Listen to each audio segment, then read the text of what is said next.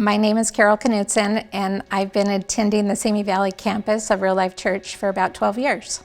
I started attending Real Life Church after my daughter got invited to attend the high school youth ministry, and I thought I wanted to be at the same church that she was going to, so I switched. The first time I went there, I knew it was home. The worship was wonderful, the people were so inviting, and I felt like I was home. About 2 years in, the church did a volunteer Sunday, and they put out a call for volunteers. And so the first thing I did was I started working in the children's ministry, signing up kids. During that time, they started the connections team, and so I decided to get involved in that team. I went from just attending church to really being the church, because that's who we are. It just makes me happy. I feel like God has done so much in my life. I want to share it with others.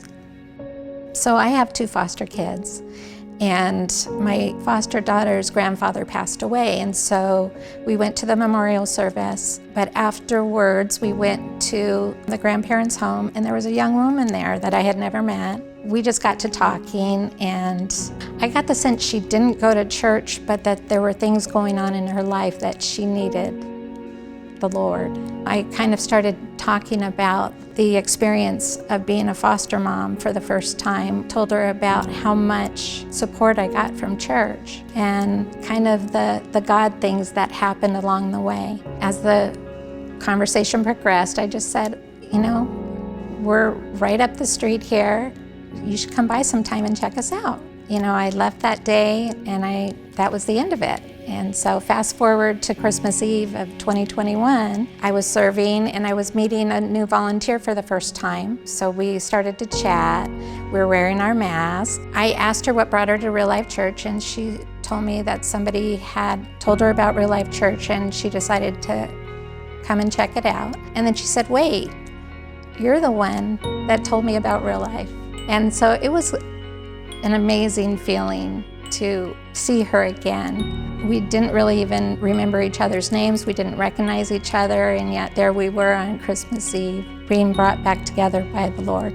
So I saw her again in March at Baptism Sunday. She was getting baptized with her teenage son.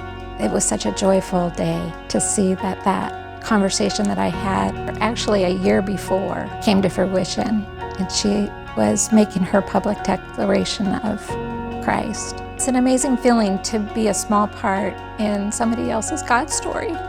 You never know what little seed that is planted in somebody else. God uses all of us in profound ways that we don't even know about.